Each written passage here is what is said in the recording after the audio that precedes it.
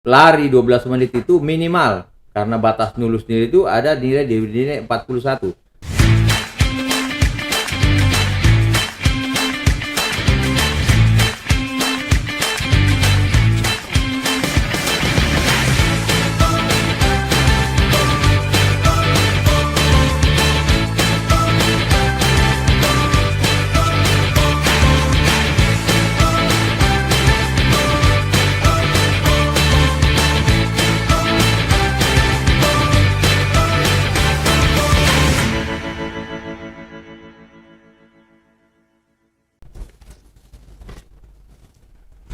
Assalamualaikum warahmatullahi wabarakatuh. Salam presisi. Selamat datang di podcast Biro SDM Polda Sulawesi Selatan. Episode kali ini saya Brigpol Yaya akan membahas tentang pelaksanaan uji keselamatan jasmani Tamtama Polri dan Bintara Rekpro tahun anggaran 2023. Sobat Polri, kali ini kami akan berbincang dengan Kompol Mustamin Munir, Kasubag Rojashor Bakwatpers Biro SDM Polda Sulawesi Selatan, yang saat ini sudah hadir bersama kita. Selamat siang Bapak, apa kabar? Selamat siang Mbak Yaya, Alhamdulillah. Baik, Semoga kita semua selalu dalam lindungan Allah Subhanahu Wa Taala. Amin. Baik, saya langsung saja Bapak. Bisa dijelaskan sedikit apa saja menjadi tugas dan tanggung jawab Bakwatpers Biro SDM Polda Sulsel ini? Ya, makasih Mbak Yaya pertanyaannya. Bakwatpers itu adalah salah satu bagian dari Biro SDM Polda Sulsel, di mana bagian itu ada 4, salah satunya adalah Bakwatpers itu sendiri. Dalam Bakwatpers itu ada 2 subbagian. Yang pertama Hirdin, pengakhiran kedinasan, dan yang kedua adalah Subag Rojashor, yaitu rahmat jasmani, rohani, dan tanda kehormatan. Demikian Mbak ya. Berarti selain pelayanan perawatan personil Polda Sulsel, Bakwatpers juga melaksanakan uji keselamatan jasmani bagi peserta seleksi. Ya, betul sekali Mbak ya. Jadi untuk pelaksanaan uji keselamatan jasmani, baik untuk pembentukan maupun pengembangan, itu adalah salah satu tugas dari Subag Rojas maupun dari bagian dari Bakwatpers itu sendiri. Demikian Mbak ya. Nah, pada saat ini kan sekarang lagi pendaftaran Tamtama Polri dan Bintara Rekpro. Bisa dijelaskan sedikit Bapak bagaimana pelaksanaan uji keselamatan jasmaninya? Oh ya, jadi untuk pelaksanaan uji keselamatan jasmani bagi Tamtama maupun untuk Rekpro Bintara Rekpro itu memang sama pelaksanaannya, cuman ada beberapa aturan yang berbeda. Dari segi penilaian, pelaksanaan tata cara penilaian itu tetap sama. Jadi mulai setelah melaksanakan rikes kesehatan awal, itu akan dilaksanakan samapta, di mana samapta itu adalah lari 12 menit. Di Bintara Rekpro pun sama, tetap melaksanakan lari 12 menit.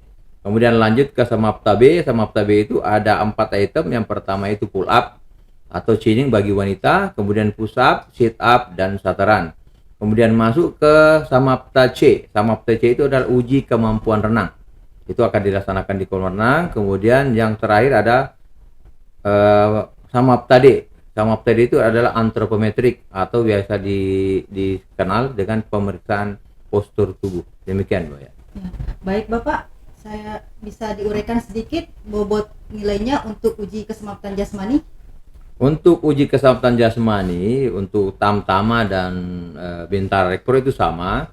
Jadi penggolongan untuk pelaksanaan uji keselamatan jasmani itu ada 4 golongan. Yang pertama golongan 1 untuk umur 18 sampai 30, kemudian golongan 2 itu dari 31 sampai ke 40. Kemudian golongan 3 dari 41 ke 50 dan golongan 4 51 ke atas sampai dia pensiun. Jadi penggolongannya. Jadi untuk bobot nilai untuk golongan 1 karena Tamtama dan Bintara Rekpro ini masuk ke golongan 1. Untuk lari 12 menit itu minimal karena batas lulus sendiri itu ada nilai di nilai 41. Dengan jarak untuk pria itu 2195. Kemudian untuk wanita 1857 dengan nilai batas lulus 41. Kemudian di samapta B untuk pull up. Untuk pria itu pull up itu untuk pria sebanyak 17 kali.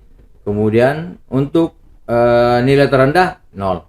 Kemudian untuk wanita 72 dengan nilai terendah 32 dengan nilai 41. Di bawah 32 itu tidak akan lulus. Kemudian lanjut ke push up. Push up itu 42 untuk nilai tertinggi, nilai 100, kemudian terendahnya 21, dan sit up untuk pria 40 dan untuk terendahnya 24, dan untuk wanita 37 push up dan sit up 50 dan 31. Kemudian untuk sataran itu untuk pria 16,8 detik. Kemudian nilai terendahnya itu 19,6, dan untuk wanita 17,6 detik dan terendah 23,6 detik. Itu untuk nilai tertinggi dan terendah untuk golongan 1 yang akan dilaksanakan untuk Bintara Rekpro dan Tamtama Polri tersebut. Demikian, Bang ya. Baik Bapak, selain keselamatan jasmani dan renang, tadi Bapak ada antropometrik. Bisa dijelaskan bagaimana antropometrik ini, bobot penilaiannya bagaimana Bapak? Untuk antropometrik itu, jadi saya jelaskan dulu arti dari pemeriksaan antropometrik itu. Jadi antropometrik sebenarnya adalah pemeriksaan postur tubuh bagi para calon pembentukan. Jadi yang diperiksa antor itu hanya bagi personil atau pendaftar yang baru akan masuk anggota Polri, seperti Tamtama, Bintara, Akpol, dan Rekpro ini, maupun dengan SPSS. Jadi yang diambil itu adalah pemilih postur tubuh yang ideal bagi personil Polri yang akan melaksanakan tugas sesuai dengan tugas-tugas kepolisian, di mana pelaksanaan untuk penilaiannya ada 4 item. Yang pertama, mencari kelainan tubuh. Yang kedua, dengan pengamatan langsung kepada peserta. Yang ketiga, pengambilan gambar. Dan keempat, nilai tipe tubuh itu sendiri daripada peserta, untuk mencari kelainan sehingga wajar dengan pantasnya anggota tersebut atau personil tersebut untuk berdinas di kepolisian. Karena estetikanya itu ada beberapa postur yang memang pantas atau tidak pantas untuk dijadikan, karena dalam sekian banyak pendaftar pasti ada berbeda-berbeda dari postur tubuh mereka. Ada yang kurus, ada yang gemuk, dan ada yang ideal. Seperti itu, Pak ya. Terus untuk pelaksanaan UKJ Tamtama Polri dan Rekpro nanti dilaksanakan di mana, Bapak? Untuk pelaksanaan ujian Tamtama dan Bintara Rekpro itu akan kita laksanakan di Gor Sudiang. Kemudian pelaksanaan renangnya di kolam renang Tirta Lontara di Kodam, dan pelaksanaan antropometrik kita laksanakan di Aula SPN Polda Sulsel. Demikian. Bisa Bapak uraikan sedikit SOP yang akan dilaksanakan pada saat tes nantinya, Bapak? Untuk SOP pelaksanaan uji keselamatan jasmani ini untuk berlaku keseluruhan ya, bukan cuma untuk Tamtama dengan Rekpro, tapi semua seperti itu. Dalam keadaan situasi saat ini dengan pandemi, tetap kita laksanakan protokol kesehatan dengan diawali dengan cek kesehatan dari petugas kesehatan itu sendiri, mulai dari tensi, kemudian pengecek yang lainnya dari petugas kesehatan. Kemudian diatur pengaturan per kelompok untuk pelaksanaan lari. Satu kelompok itu biasanya dari jumlah 25 sampai 30 sampai 35 orang sesuai dengan jumlah peserta yang kita laksanakan dalam satu hari. Kalau memang jumlahnya banyak, ya kita perbanyak lagi kelompoknya, tapi harus menyesuaikan dengan lapangan yang tersedia. Jangan sampai lapangannya kecil sementara pesertanya lebih banyak sehingga bisa merugikan peserta pada saat pelaksanaan. Kemudian yang kedua, pada saat pelaksanaan ini kita laksanakan dengan betul-betul transparan, betul-betul dengan pengawasan, mulai dari pengawasan internal dan eksternal. Dari internal itu sendiri ada 2, ya, dari Irwasda sendiri, kemudian dari Propam. Kemudian eksternal ada dari LSM dan pun dari Universitas, dari Sarjana Keolahragaan. Kemudian pada saat pelaksanaan itu kami sudah memasang kamera.